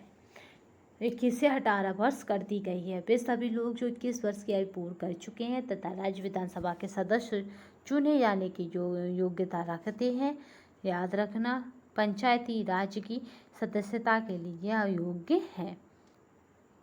यहाँ पे देखिए एक हमें जोड़ा मिला है और हमें उसमें क्या करना है, आंसर बताना है। तो हम अभी बताते हैं। चलिए नेक्स्ट, ये देखिए इसमें क्या है, कूट दी गई है, कार्य अधिकारी है और संस्था है। यानी सरपंच कहाँ होता है, चेयरमैन कहाँ होता है, मेयर कहाँ होता है, काउंसलर कहाँ होता है, इस तरह से इसमें हमें बताना है। तो इसका अगर हम बात करी जाए कि कहाँ होता है क्या, तो देख लेते हैं हम। यहाँ पे इसमें जो है आपका सरपंच जो होता है वो होता है ग्राम पंचायतों में। अगर बात की जाए किसकी, यहाँ पे हमारा जो सरपंच है वो ग्राम पंचायतों में है। और इसकी सारी कूटों की बात की जाए तो आप खुद से भी पेपर कागज़ लेकर इसकी कूट मिला सकते हैं। तो यहाँ पे देखिए कि आपको सरपंच मिलेगा ग्राम पंचायतों में। अभी हाल ही में चुनाव हुए हैं, तो यहाँ पे देखिए आपको क्या करना है कि हमारी जो कोट है वो कौन सी सही होगी। तो ए का 2 कहाँ पे है, 2 जगह मिल रहा है हमें, ए का 2 सी में भी और डी में भी। हमें क्या करना है, एक और कोट को मिलाना है। तो यहाँ पे देखिए बी का 3 क्या है, आपका चेयरमैन कहाँ होता है, आपका म्यूनिसिपैलिटी में। तो यहाँ पे है बी का 3। तो नेक्स्ट चलते हैं और देखते हैं कि बी का 3 कहाँ पर है। बी का 3 हमें यहाँ मिल गया, ए का 2 यहाँ है। तो जो राइट आंसर रहेगा वो हमारा सी रहेगा। अगला क्वेश्चन देखते हैं। नीचे 2 वक्तव्य दिए हैं, यानी जो 2 कथन दिए हैं, पहला कथन है, दूसरा कारण है। देखिए पहला, संसद तथा राज्य विधानमंडलों के क्या करेगी, स्वतंत्रता निष्पक्ष चुनाव कराने की शक्तियाँ एक स्वतंत्रता इकाई अर्थात निर्वाचन आयोग को दी गई हैं। दूसरा कारण देखिए, इसका कारण क्या है, निर्वाचन आयुक्त को पद से हटाने, जो निर्वाचन आयुक्त है उन्हें पद से हटाने का क्या है, हटाने का अधिकार कार्यपालिका के पास है। तो आपको ये बताना है कि इसमें से कौन सा सही है। तो हमारा पहला ऑप्शन है ए और आर दोनों सही हैं तथा आर सही स्पष्टीकरण है ए का। दूसरा देखिए हमारा दूसरा क्या है, दूसरा है हमारा ए और आर दोनों सही हैं किंतु आर सही स्पष्टीकरण नहीं है ए का। तीसरा देखिए ए सही है परंतु आर गलत है, ए गलत है परंतु आर सही है। तो यानी जो 2 हमें पहला कथन दूसरा कारण दिया हुआ है, तो उसमें से बताना है कि क्या सही है। तो यहाँ पे जो हमारा राइट आंसर रहेगा वो बी रहेगा, ए और आर दोनों सही हैं किंतु आर सही स्पष्टीकरण नहीं है ए का। नेक्स्ट क्वेश्चन चलते हैं। संघीय लोक सेवा आयोग के अध्यक्ष की नियुक्ति कौन करता है। बहुत मोस्ट इम्पोर्टेंट है और इस बार पूछा भी जाएगा, क्योंकि क्या हुआ है, आपके इसमें अध्यक्ष चुने गए हैं। तो संघीय लोक सेवा आयोग के अध्यक्ष की नियुक्ति कौन करता है। तो आपको याद रखना है कि कौन करता है। पहले आप देखिए ऑप्शन क्या क्या है, संसद है, राष्ट्रपति है, भारत के मुख्य न्यायाधीश हैं और प्रवर समिति है। तो इसमें से कौन करता है संघीय लोक सेवा आयोग की नियुक्ति, तो वो हमारा है राइट आंसर यहाँ पे बी, यानी राष्ट्रपति। नेक्स्ट क्वेश्चन चलिए। नीति आयोग के संदर्भ में निम्नलिखित में से कौन सा शासी परिषद में सम्मिलित है। तो जो नीति आयोग है आपको याद ही है, ये 2015 में बना है। तो आपको याद रखना है कि क्या है नीति आयोग। तो यहाँ पे देखिए सभी राज्यों के मुख्यमंत्री हैं। दूसरा, सभी केंद्र शासित प्रदेशों के लेफ्टिनेंट गवर्नर हैं। तो यहाँ पे आपको राइट बताना है। अगर ऑप्शन की बात की जाए यहाँ पे, तो जो ऑप्शन है वो आपको मिल रहे हैं, जो कोट है वो है केवल 1, केवल 2, केवल 1 और 2 दोनों हैं। जो कोट है वो देखिए यहाँ पे दोनों बताइए, केवल 1, केवल 2, 1 और 1 दोनों, और ना तो एक है ना ही दूसरा है, इस तरह की कोट है। तो आपको बताना है इसमें से कौन सा सही है। तो हमारा राइट आंसर है केवल 1, यानी सभी राज्यों के मुख्यमंत्री नीति आयोग के में परिषद में सम्मिलित हैं। अब देख लेते हैं क्या है नेक्स्ट क्वेश्चन। भारत में कौन सी दल प्रणाली प्रचलित है। ये भी मोस्ट इम्पोर्टेंट क्वेश्चन है, क्योंकि अभी चुनावों का दौर चल रहा है। तो आने वाली टाइम में भी चुनावों का दौर है, अभी भी गया है। तो आपको बताना है भारत में कौन सी दल प्रणाली प्रचलित है। तो जो भारत है उसमें कौन सी दल प्रणाली है, एक दलीय, द्विदलीय, बहुदलीय, उनमें से कोई नहीं। तो आपको अपना राइट आंसर बताना है। तो आप राइट आंसर कमेंट बॉक्स में बता सकते हैं। वैसे भारत में बहुदलीय प्रणाली प्रचलित है। नेक्स्ट चलते हैं। हमारे आगे जोड़ा है, यानी उत्तर का चयन कीजिए, सही कूट बनानी है, यानी कृतकारी है, शपथ एवं या प्रतिज्ञाएं हैं। तो क्या है, भारत का राष्ट्रपति, सर्वोच्च न्यायालय के जज और संसद सदस्य, संघ के मंत्री, इस तरह से इसकी कूट हमें तैयार करनी है। तो आपको बताइए कि यहाँ पे हमें क्या करना है, ये देखना है कि इसका मिल सकता है। तो संविधान और विधि की मर्यादा बनाए रखना किसका दायित्व है ये हमें याद रखना है। तो आपको पूरा दिख ही पा रहा होगा क्वेश्चन, तो आप बता सकते हैं कौन सी इसमें कूट हो सकती है। तो चलिए देख लेते हैं। इसमें जो कूट रहेगी वो रहेगी आपकी, इसमें पहला देखिए, भारत का राष्ट्रपति भारत के संविधान के प्रति क्या है, ये श्रद्धा एवं निष्ठा है। पहले का 3। अब पहले का 3 हो गया। फिर देखिए, सर्वोच्च न्यायालय का जज कर्तव्यों के निष्ठापूर्वक निर्वहन, सूचना की गोपनीयता किसमें होती है। यहाँ पे देखिए, अब पहले का 3 किसमें मैच खा रहा है, तो पहले का 3 हमें 2 जगह मिल रहा है। पहले का 3, तो हमें क्या करना है, अभी और आगे बढ़ना है। बी का 4 2 जगह मिल रहा है, और सी का 1 और 2 जगह मिल रहा है। तो हमें क्या करना है, सी वाले ऑप्शन को देखना है।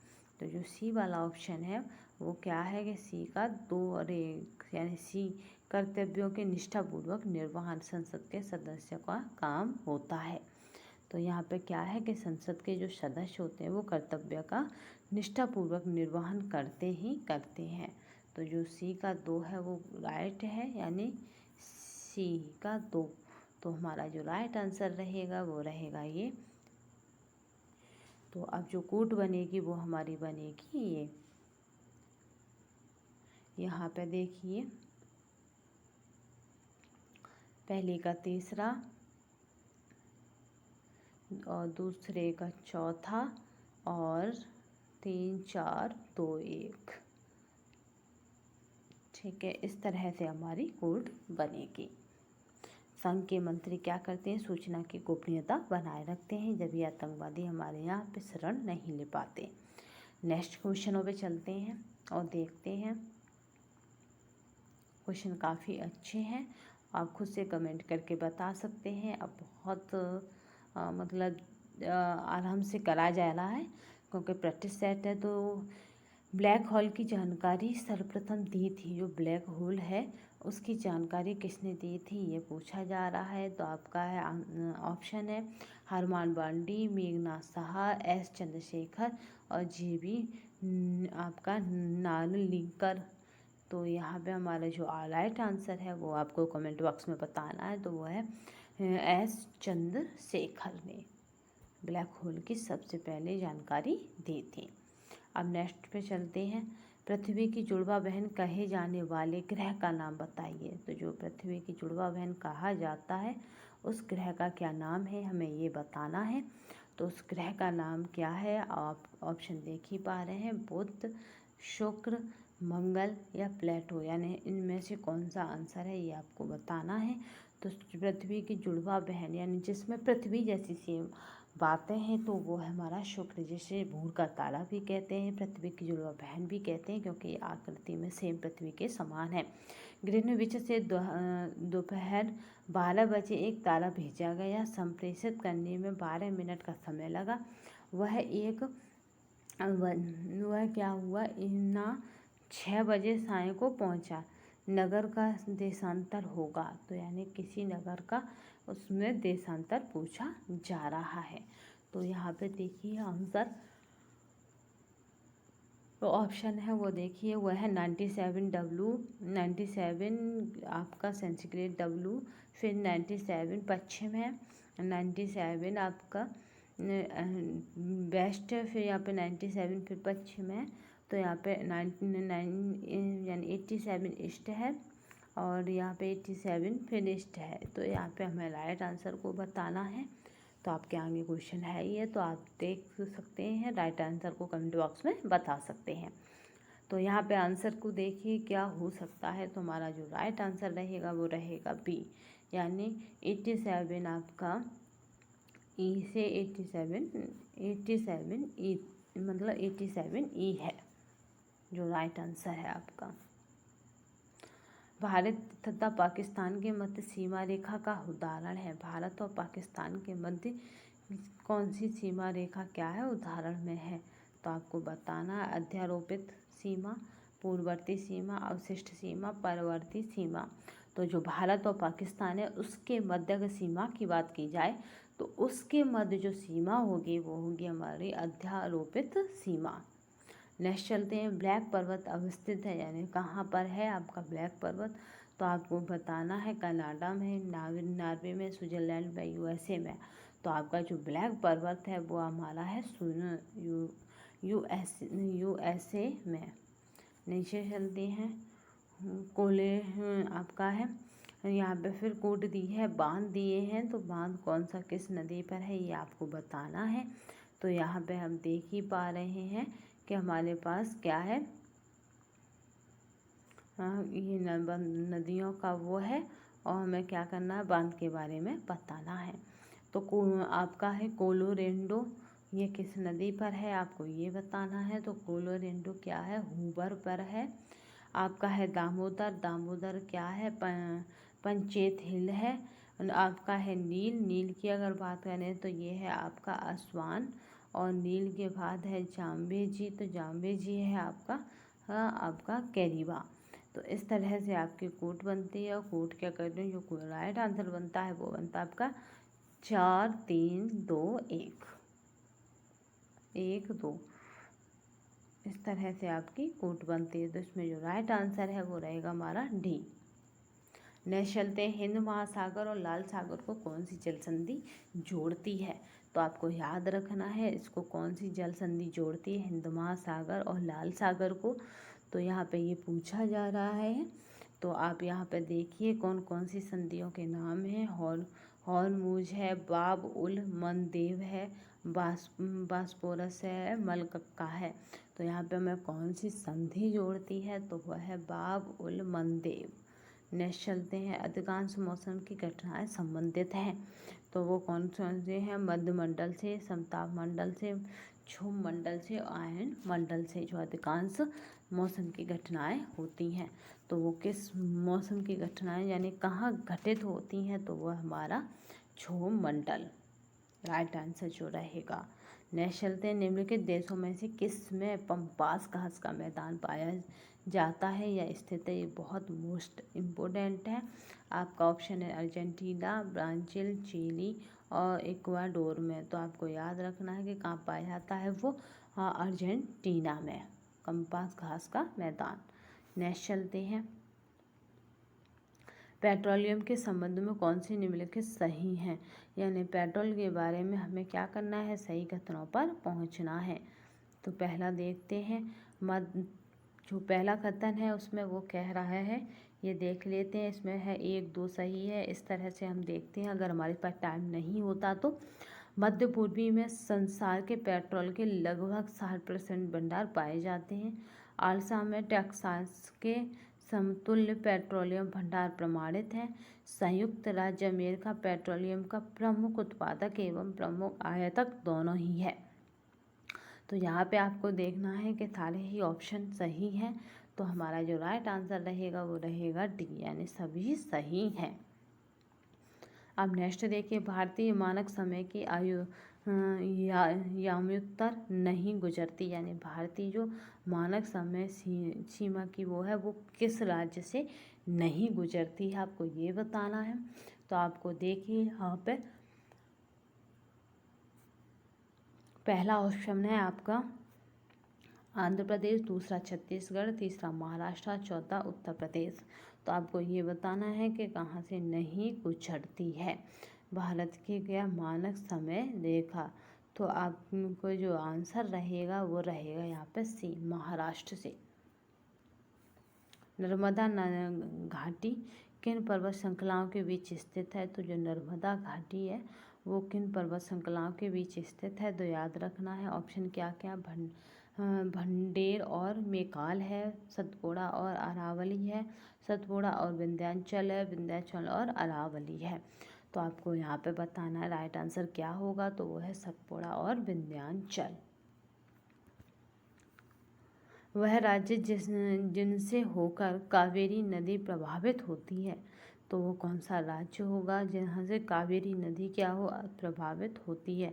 आंध्र प्रदेश, कर्नाटक, तमिलनाडु, और दूसरा ऑप्शन है केरल, कर्नाटक और तमिलनाडु। तीसरा ऑप्शन है आपका यहाँ पे देखिए केरल, आंध्र प्रदेश, तमिलनाडु। चौथा ऑप्शन है आपका महाराष्ट्र, कर्नाटक और तमिलनाडु। तो हमें यहाँ पे राइट आंसर देखना हमारा कौन सा रहेगा, तो वह राज्य जिनसे होकर कावेरी नदी प्रभावित होती है तो वह केरल, कर्नाटक और तमिलनाडु, यानी K2T आपका बिल्कुल राइट आंसर है। नेक्स्ट चलते हैं। भारत का लगभग 2/3 कोयला पाया जाता है। तो जो 2/3 कोयला है वो भारत का कहाँ पाया जाता है, तो आपको बताना है। ऑप्शन है ब्रह्मपुत्र घाटी में, दामोदर घाटी में, गोदावरी घाटी में और महानदी घाटी में। तो आपका जो राइट आंसर रहेगा वो कौन सा रहेगा यहाँ पे, बी यानी दामोदर घाटी में। नेक्स्ट चलते हैं। उत्तरी पूर्वी मानसून में से सबसे अधिक वर्षा प्राप्त करने वाला राज्य है, यानी उत्तरी पूर्वी जो मानसून होते हैं, मानसून से सबसे अधिक वर्षा किस राज्य को प्राप्त होती है, ये पूछा जा रहा है ऑप्शन के अकॉर्डिंग। तो यहाँ पे पहला है असम, दूसरा है पश्चिम बंगाल, तीसरा है तमिलनाडु, चौथा है उड़ीसा। तो आप यहाँ पे देख ही पा रहे हैं कि इसका जो राइट आंसर रहेगा वो रहेगा यहाँ पे तमिलनाडु। सबसे अधिक वर्षा की बात हो रही है। नेक्स्ट चलते हैं। धारवाड़ी तंत्र की चट्टानें मुख्यतः बनी हैं। तो जो 119 का आंसर है वो देख लेते हैं, वो किससे बनी है। रूपांतर चट्टानों से, अग्नि चट्टानों से, बहिर्वर्ती चट्टानों से या परतदार चट्टानों से। तो अगर बात करें धारवाड़ की, तो जो धारवाड़ चट्टानें हैं वो किनसे बनी है, परतदार चट्टानों से बनी है। नेक्स्ट चलते हैं। सारे क्वेश्चनों का जो लेवल रखा गया है वो काफ़ी अच्छा रखा गया है। आप देखिए 120 का निम्नलिखित में से कौन सा एक आपका युग्म सही सुमेलित नहीं है। आप याद रखना, इसमें पूछा जा रहा है नहीं है, तो आपको बताना है। आपका दुलहस्ती क्या है, चिन्नाव है, इंदिरा गांधी नहर सतलज नदी पे है, नागार्जुन सागर दामोदर है और ओकाई ताप्ती है। तो यानी कौन मैच नहीं खा रहा है, हमें ये बताना है। तो आपका जो राइट आंसर रहेगा वो रहेगा सी, यानी नागार्जुन दामोदर नदी पर नहीं है। नेक्स्ट चलते हैं।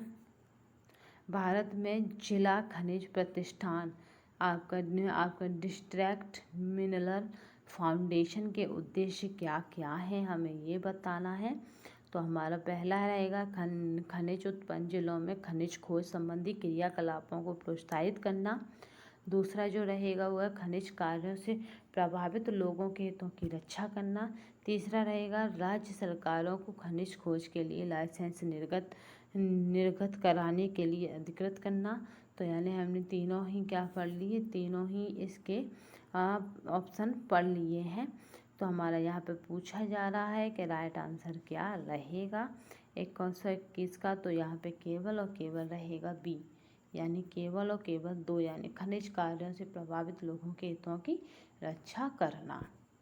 जो हमारा राइट आंसर रहेगा वो रहेगा बी। नेक्स्ट पे चलते हैं। भारत में कोर उद्योग क्या है।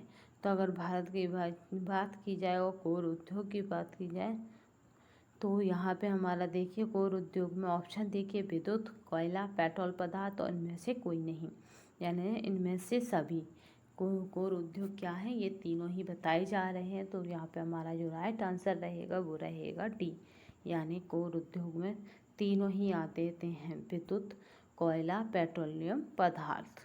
नेक्स्ट देखिए अधोलिखित कथनों पर विचार कीजिए तथा नीचे दिए गए गुट से सही उत्तर चुनिए। तो जो कथन है उन पर विचार करना और सही उत्तर गुट में से चुनना है। तो पहला देखिए भारत के उत्तरी पूर्वी राज्यों में अनुसूचित जाति की जनसंख्या बहुत कम है। कथन पहला देखिए, उसका कारण देखिए आर, भारत के उत्तरी पूर्वी राज्यों में कृषि के अंतर्गत भूमि का प्रतिशत बहुत कम है। तो यहाँ पे जो हमारा राइट आंसर रहेगा वो हमारा रहेगा यहाँ पे बी। ए तथा आर दोनों सही हैं, किंतु आर क्या है, ए की व्याख्या नहीं करता। तो जो आर है वो ए को स्पष्ट नहीं कर पाता या ए की व्याख्या नहीं करता है, याद रखना है। तो इसमें क्वेश्चन कौन सा सही है, बी क्वेश्चन बिल्कुल सही है। नेक्स्ट चलते हैं आपका क्वेश्चन नंबर 124। ये क्या कह रहा है?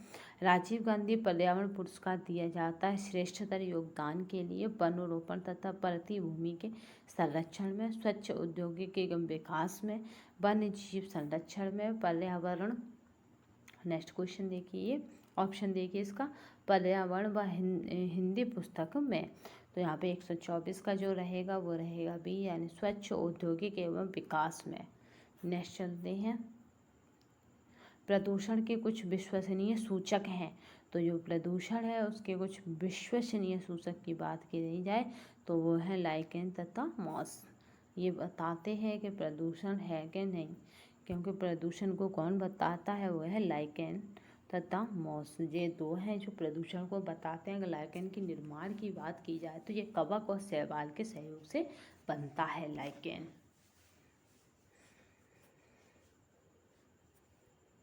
अगर कवक लाइकेन को याद रखना हो तो ऐसे याद रखिए, कवक और शैवाल का पहला पहला प्यार होता है लाइकेन। नेक्स्ट चलते हैं, ये प्रदूषण मापक बहुत अच्छे से प्रदूषण बताता है। क्वेश्चन देखिए 26, विश्व ओजोन दिवस मनाया जाता है। तो विश्व ओजोन दिवस की बात की जाए तो वो मनाया जाता है आपका, ऑप्शन देखिए 19 जून, 19 अगस्त, 16 सितंबर और 19 नवंबर। तुम्हारा जो राइट आंसर है वो है 16 सितंबर, क्योंकि इसी दिन ओजोन परत की खोज हुई थी। निम्नलिखित में से किस आर्थिक सर्वेक्षण में पहली बार धारणीय विकास और जलवायु परिवर्तन का नवीन अध्याय जोड़ा गया है? तो ऐसा कौन कब हुआ है जब धारणीय विकास और क्या हुआ है, नवीन जलवायु परिवर्तन का नवीन अध्याय जोड़ा गया है? तो आपका 127 का आंसर क्या है ये बताना है आपको। देखिए ऑप्शन, 2004-05 में, 2012-13 में, 2011-12 में, 2013-14 में। तो जो राइट आंसर रहेगा 2011-12 में जोड़ा गया है। चलिए समझ में आ गया होगा। समाचारों में कभी कभी दिखने वाले एजेंडा 21 के संदर्भ में निम्न कथनों पर विचार कीजिए। जो समाचार है उसमें एजेंडा 21 आता है तो वो क्या है, उस पर विचार कीजिए। पहला वह धारणीय विकास के लिए एक वैश्विक कार्य योजना है। दूसरा देखिए वह 2002 में जोहान्सबर्ग में हुए धारणीय विकास पर विश्व शिखर सम्मेलन में इसकी उत्पत्ति हुई थी। और आपको बस ये बताना है, दो बताए गए धारणीय विकास पर यानी एजेंडा 21 पर। तो आपको ये बताना है इसका राइट आंसर क्या है। तो इसमें केवल और केवल क्या सही है, पहला सही है, यानी ये धारणीय विकास के लिए एक वैश्विक कार्य योजना है। नेक्स्ट चलिए, निम्नलिखित में से कौन सा उत्तर प्रदेश का लोक नृत्य नहीं है? जो उत्तर प्रदेश है उसका लोक नृत्य नहीं पूछा जा रहा है। तो हमें क्या करना है, यहाँ पे देखना है, चरकुला है उत्तर प्रदेश का आपका क्वेश्चन है ये 129 याद रखना। दादरा है आपका, कर्मा है, तो आपको याद क्या रखना, आपका मुरिया यहाँ का नहीं है, यूपी का। तो नेक्स्ट चलते हैं, आप निम्नलिखित में से किस फसल के उत्पादन में उत्तर प्रदेश देश में प्रथम स्थान पर नहीं है? यानी ऐसा उत्पादन जिसमें उत्तर प्रदेश प्रथम स्थान पर नहीं है। तो गेहूँ में उत्तर प्रदेश आगे है आपका, गन्ना में आगे है, और आपका जौ और चावल में आपको बताना है कमेंट बॉक्स में कि किस में हो सकता है। तो यहाँ पे जो राइट आंसर रहेगा वो है चावल। निम्नलिखित में से कौन सा युग्म सही सुमेलित नहीं है? यहाँ पे भी कुछ युग्म है और वो सही नहीं है, उन्हें सही से बताना है। तो गंगा डॉल्फिन आपका सेंचुरी क्या है, संत कबीर नगर में है, कहा जा रहा है। दूसरा देखिए, दूसरा ऑप्शन है भारतीय पशु अनुसंधान संस्थान, ये कहाँ पे है आपका, ये बरेली में है। पक्षी सेंचुरी कहाँ पे, भरतपुर है। राष्ट्रीय डेयरी अनुसंधान संस्थान करनाल में है। तो जो आपका राइट आंसर है, जो मैच नहीं खा रहा है, वो हमारा ए, गंगा डॉल्फिन वाला, वो संत कबीर नगर नहीं है। जो इसका राइट आंसर रहेगा वो रहेगा ए। नेक्स्ट क्वेश्चन देखते हैं।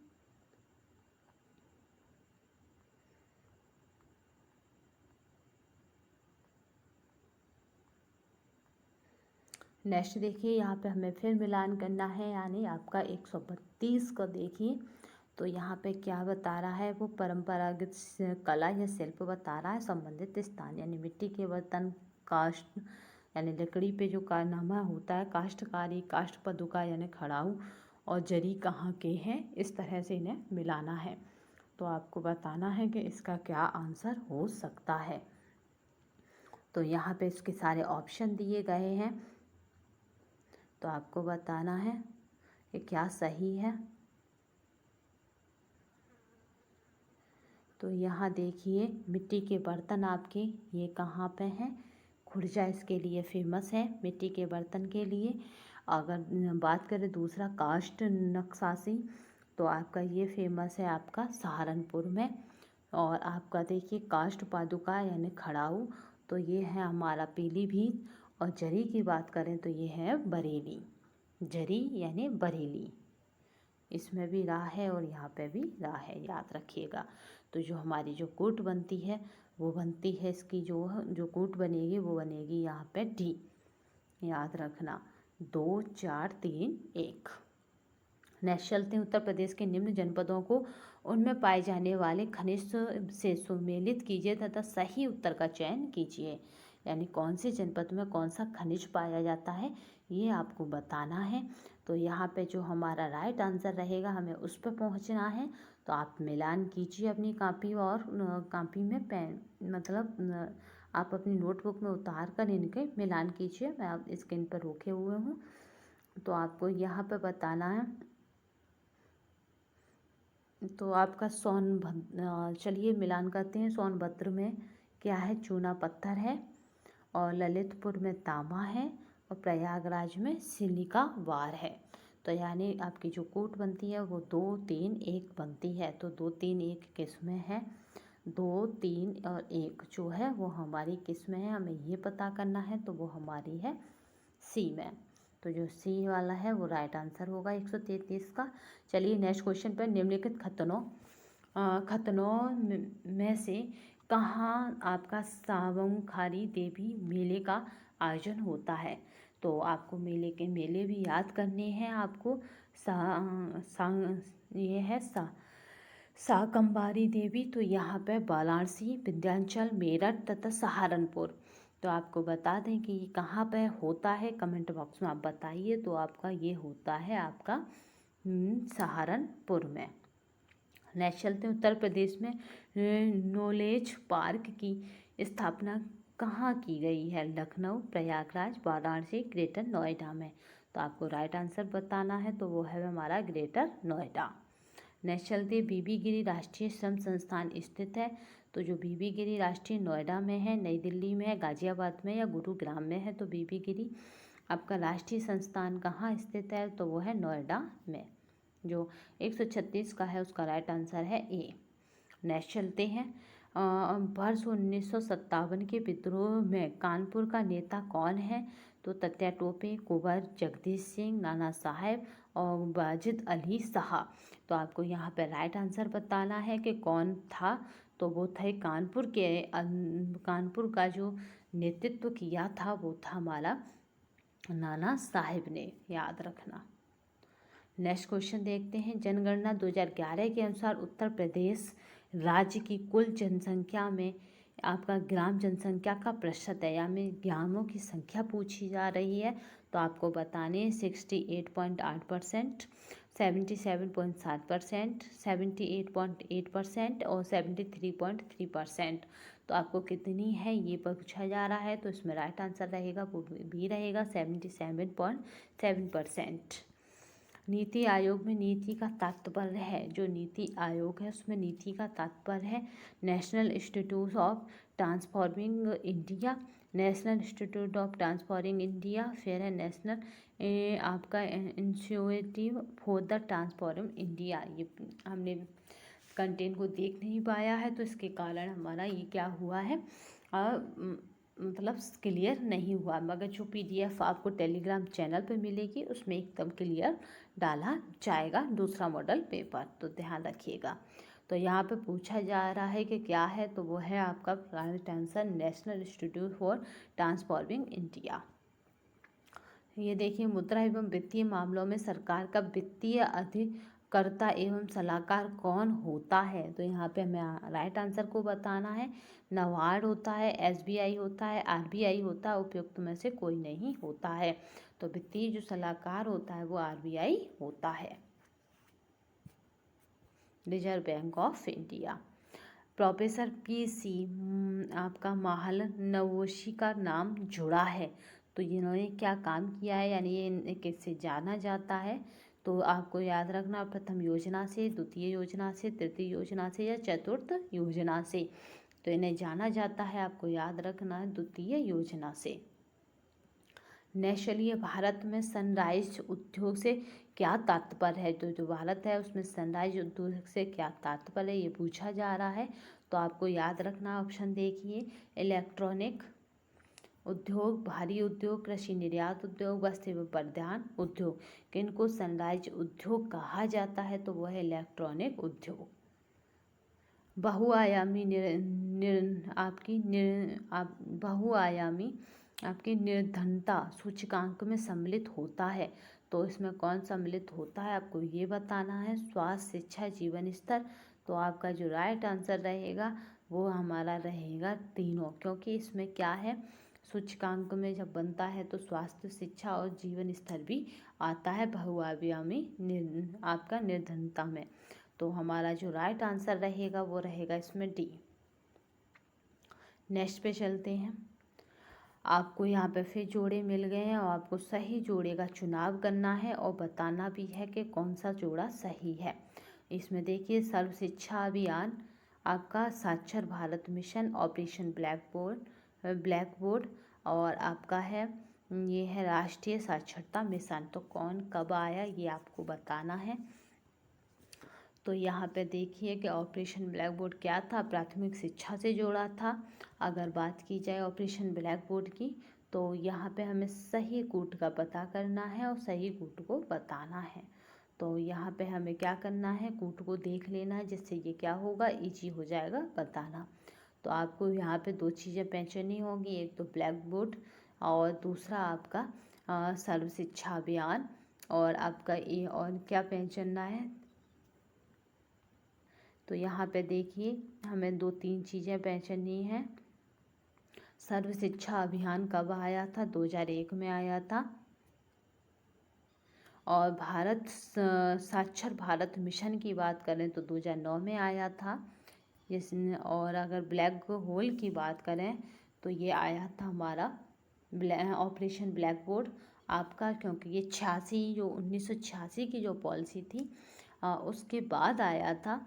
तो ये आया था आपका 1988 में। और राष्ट्रीय साक्षरता मिशन आपका आया था 1987 में। तो हमारा जो सही कूट बनेगा वो देख लेते हैं क्या है हमारी सही कूट। तो हमारी जो सही कूट बनेगी वो होगी हमारी 3 4 1 2। तो हमारी जो सही कूट होगी वो होगी 1। तो यानी 3 4 1 2। तो आपको कंफ्यूजन ना हो तो इसके लिए हम दोबारा देख लेते हैं। देखिए 3 4 1 2। तो यहाँ पे इस तरह से मिल जाएगी ये 3 4 आपका 1 और ये 2। तो याद रखना, राष्ट्रीय साक्षरता मिशन 1988। नेक्स्ट क्वेश्चन चलते हैं।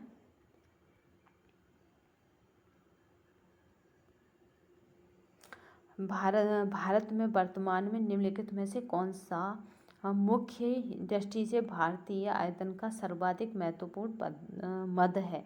तो यहाँ पे हमें देखना, मिशनरी एवं आपका उद्योग है, मोती एवं आयतन है, बिजली उपकरण एवं कंप्यूटर्स है, पेट्रोल और पेट्रोल पदार्थ हैं।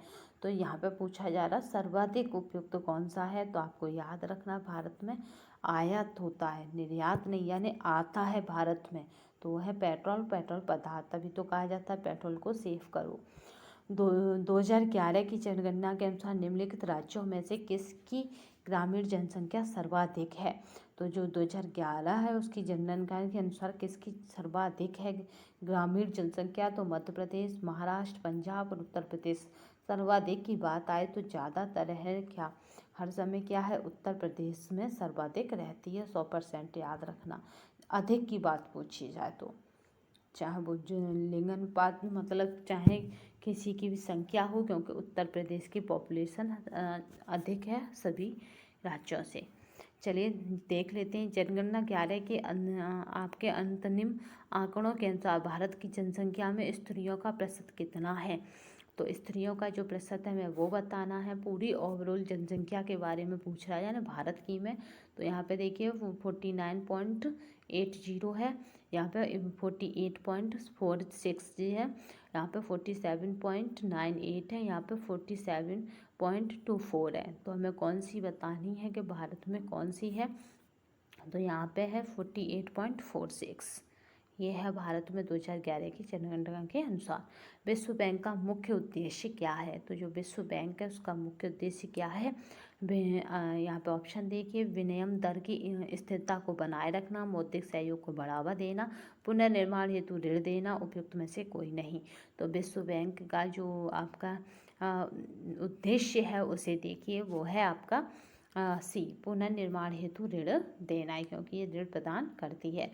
निम्नलिखित में से सुगम्य भारत अभियान का कौन सा उद्देश्य नहीं है पूछा जा रहा है। तो आप यहाँ पे आंसर सारे देख ही सकते हैं। तो इसमें नहीं में पूछा जा रहा दिव्यांगों को व्यक्तियों को सुगम्य भौतिक वातावरण उपलब्ध कराना है। दिव्यांग व्यक्तियों को मासिक पेंशन देना ये नहीं है, याद रखना। दिव्यांग व्यक्तियों के लिए सूचना एवं संचार पारिस्थितिक तंत्र तक पहुँच सुनिश्चित करना ये है। और उपयुक्त सभी, चौथा आंसर इसमें ये रखा गया है।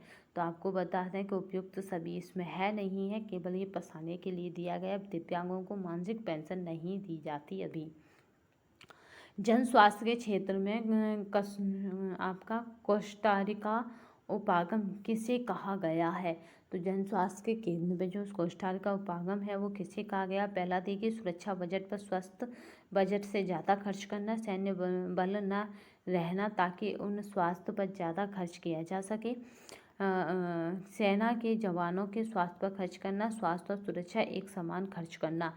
तो इसमें जो राइट आंसर रहेगा वो रहेगा हमारा बी, यानी सैन्य बल न रखना ताकि स्वास्थ्य पर ज़्यादा खर्च किया जा सके। तो आई होप आज का आपको मॉडल पेपर पसंद आया होगा, और इसका जो PDF है वो हमारे टेलीग्राम चैनल पर मिल जाएगा। बिल्कुल क्लियर वाला PDF मिलेगा ये आपको। तो आप चिंता ना करें, तथा अब तक जिसने भी ये चैनल सब्सक्राइब नहीं किया है तो सब्सक्राइब कर लीजिए तथा बेल आइकन को ऑन कर लीजिए। और आपको इसका ये PDF है पूरा सेकंड मॉडल पेपर का, वो आपके चैनल आपके उस पर टेलीग्राम पर मिल जाएगा आपको। तो अब तक जो नहीं जुड़े हैं वो हमसे जुड़ जाइए तथा हमारे चैनल को सब्सक्राइब कर लीजिए तथा बेल आइकन को ऑन कर लीजिए, जिससे कि नेक्स्ट वीडियो आप तक आ सके। यहाँ पे सुपर टेट के पूरे सिलेबस को आपको कवर कराया जाएगा। अगर बात करें कंपलसरी पेपर की तो उसको प्लस आपका जो सब्जेक्ट में हमने लिया है वो है सामाजिक अध्ययन। तो जिन विद्यार्थी का सामाजिक अध्ययन सब्जेक्ट है उन विद्यार्थी के लिए ये आपका चैनल एक आपके सबसे फेवरेट दोस्त की तरह काम करेगा। तो आपको क्या करना है कि इस चैनल को सब्सक्राइब कर लेना है तथा इसकी बेल आइकन को भी ऑन कर लेना है या प्रेस कर लेना है। तो अभी तक के लिए बस धन्यवाद, क्योंकि समझ में आई होप आया होगा। नहीं आया हो तो आप हमें कमेंट बॉक्स में बता सकते हैं, या और किसी का डिटेल पढ़ना हो तो भी बता सकते हैं। तो अब तक के लिए बस इतना ही, धन्यवाद।